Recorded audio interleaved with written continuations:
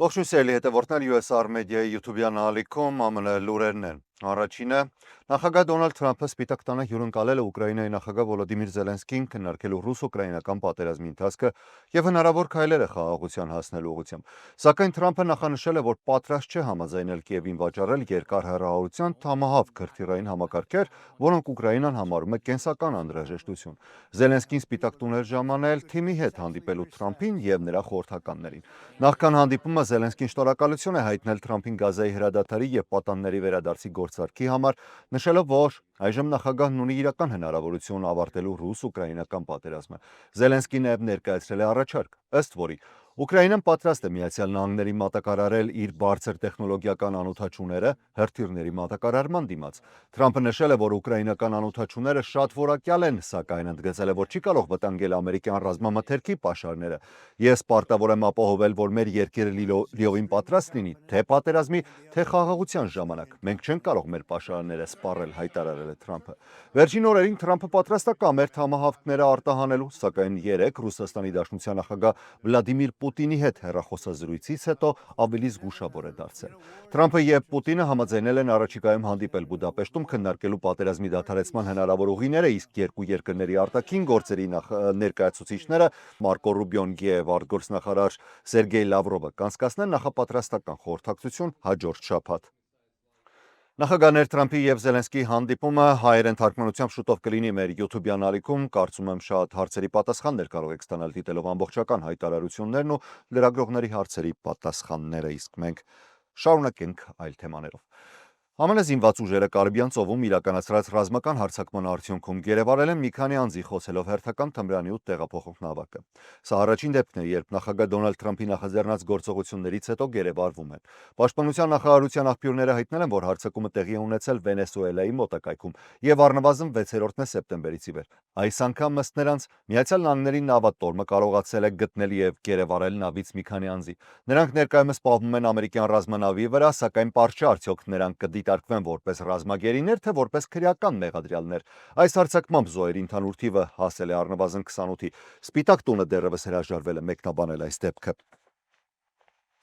Գրեթե 2 տասնյակ ավտոմեքենա այսօր առավոտյան Լոս Անջելեսի մոտ գտնվող Դայմոնդ Բար քաղաքում 60 մայրուղու արևմտյան ուղղությամբ անվադող էին փոխում։ Ըստ Կալիֆոռնիայի ճանապարհային ոստիկանության վարորդները հաղորդել են մայրուղու կենտրոնական գոտիում ընկած մեծ մետաղյա առարկայի մասին։ Ոստիկանության տեղեկացմամբ առնվազն 18 մեքենա, այդ թվում մեկ բեռնատար, բախվել է այդ առարկային։ Վարորդները ստիպված են եղել կանգնել ճանապարհի եզրին, սպասելով քարշակ մեքենաների։ Բոլոր վնասված մեքենաները սկզբում տեղափոխվել են դեպի Grand Avenue եւ ճանապարհը մաքրվել է միայն արևածագից հետո, բարեբախտաբար վիրավորներ չեն եղել։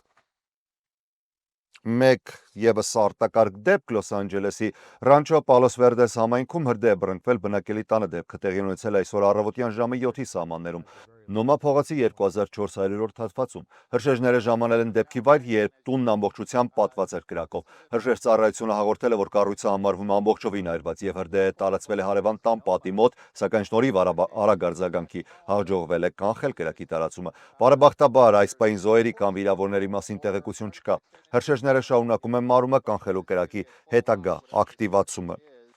Կառավարության թեմայով այն մասնակի փակ է ու արդեն 17-րդ օրն է առանց լուծման հստակ նշանների։ Երեք Սենատում 10-րդ անգամ ձախողվել են քվեարկությունները ֆինանսավորման հարցում, ինչի հետևանքով այս փակումը դարձել է Միացյալ Նահանգների պատմության մեջ երրորդ ամենաերկարը, զիջելով միայն 1995-ի եւ 2018-19-ի դեպքերին։ Սենատի մեծամասնության առաջնորդ Ջոն Թյունը հայտնել է, որ օրենսդիրները տուն են գնում մինչև երկուշաբթի, ավելացնելով կառավարական ֆինանսավորման դադարն առնվազն 3 օրով։ Ներկայացուցիչների պալատը, որը դադարեցրել է նիստերը սեպտեմբերի 19-ից, պլանավորում է վերսկսել աշխատանքը միայն այն ժամանակ, երբ փակումը կավարտվի։ Թյունի գրասենյակը տեղեկացրել է, որ հաջորդ շաբաթ կներկայացվի օրինագիծ վճարելու այն դաշնային աշխատակիցներին եւ զինծառայողներին, ովքեր շարունակում են աշխատել փակման ընթացքում, սակայն դրա ընդունման համար էլ կրկին անհրաժեշտ է դեմոկրատների աջակցությունը։ Փակման հետևանքով դաշնային կառույցները կանգնած են լուրջ ֆինանսական ճգնաժամի առաջ։ Թրամփը Փակման ֆոնին շարունակում է իր նախաձեռնությունները առանց կոնգրեսի մասնակցության։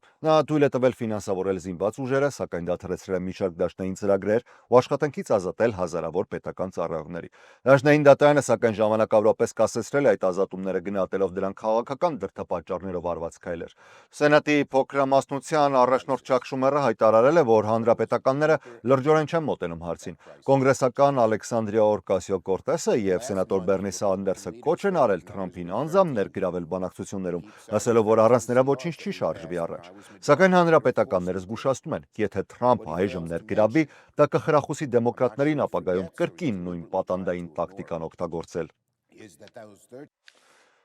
ԱՄՆ նախկին ազգային անվտանգության խորհրդական Ջոն Բոլթոնը այսօր դատանում իրեն հայտարարել է անմեղ այն մեղադրանքների համար, որոնց համաձայն նա գաղտնի պետական տվյալներ է փոխանցել ընտանիքի անդամներին եւ գաղտնի փաստաթղթեր պահել իր Մերիլենդի տանը։ Դատարանը թույլատրել է Բոլթոնին տուն գնալ։ Սա երրորդ քրեական գործն է, որը վերջին շաբաթներին ներկայացվում է Դոնալդ Թրամփի քաղաքական հակառակորդների դեմ արդարադատության նախարարության կողմից։ Բոլթոնը հայտարարել է, որ իրեն ուղղված մեղադրանքները Թրամփի կողմից քաղաքական վախեցման փորձ են, սակայն հետաքննությունը սկսվել էր մինչև Թրամփի երկրորդ ժամկետի մեկնարկը եւ, ըստ իրավական փաստաթղթերի, ընթացել է սովորական ընթացակարգով ի տարբերություն այն գործերի, որոնք ուղղակիորեն նախաձեռնվել էին նախագահի կողմից նշանակված դատախազների կողմից։ Բոլթոնը մեղադրվում է ավելի քան 1000 իր գաղտնի գրառումներ իր կնոջն ու դստերն ուղարկելու մեջ։ Այդ գրառումները պարունակում էին տեղեկություններ ԱՄՆ պաշտոնյաների եւ օտարերկրյա առաջնորդների հանդիպումներից։ Ըստ պաշտպանող կողմի, Բոլթոնի էլեկտրոնային փոստը կոտրել են Իրանի հետ կապ ունեցող հաքերներ, ինչի հետևանքով այդ տվյալները կարող էին արտահոսել։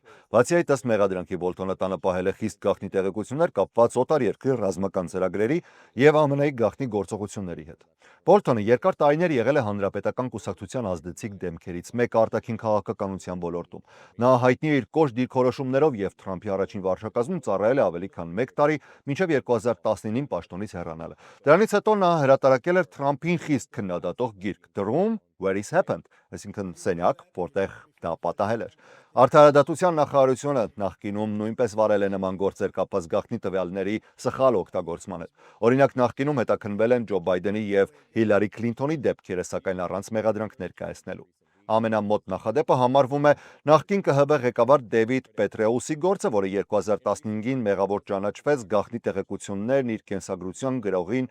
փոխանցելու համար եւ դատապարտվել էր պայմանական ազատազրկման։ Այսպիսով Բոլթոնի գործը դառնում է Թրամփի վարչակազմի նորագույն եւ ամենաքաղաքականացված հետաքննություններից մեկը, կապված պետական գաղտնիքների ենթադրյալ արտահոսքի եւ վարչակազմի իշխանության ազդեցության շուրջ ստեղծված վեճերի հետ։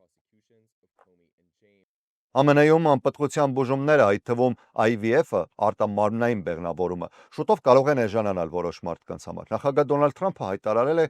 գերմանական դեղարտադրող Merck ընկերության հետ համաձայնագրի մասին։ Պայմանագրով ընկերությունը կիչեցնի որոշ IVF դեղերի գները, փոխարենը ստանալով պաշտպանություն ապագա մաքսային տուրքերից։ Սա պատմական հաղթանակ է ամերիկացի կանանց, մայրերի եւ ընտանիքների համար։ Միլիոնավոր մարդկանց համար գները էապես նվազելու են, ասել է Թրամփը։ Merck-ի ամերիկյան մասնաճյուղը EMD Serono խոստացել է նվազեցնել 3 հիմնական IVF դեղերի գները մինչև 84% եւ դրանք վաճառել ուղղակիորեն սպառողներին Trump RX անունով նոր կայքի միջոցով, որը գործարկվելու է հաջորդ տարվա սկզբին։ Ընկերությունը նաեւ պատրաստվում է արագացնել նոր Pergois դեղի հաստատման ընթացքը FDA-ի հատուկ ծրագրի միջոցով, կրճատելով ուսումնասիրության ժամկետը մոտավորապես մի քանի ամիս։ Բացի այդ, Merck-ը համաձայնել է տեղափոխել իր արտադրության զգալի մասը Միացյալ Նահանգներ, աջակցելով Թրամփի արտադրությունը տուն վերադարձնելու քաղաքականությանը։ Սպիտակ տան գնահատմամբ նոր գործարքը կարող է յուրաքանչյուր IVF ցիկլի համար ընտանիքներին խնայել միջինում $2200։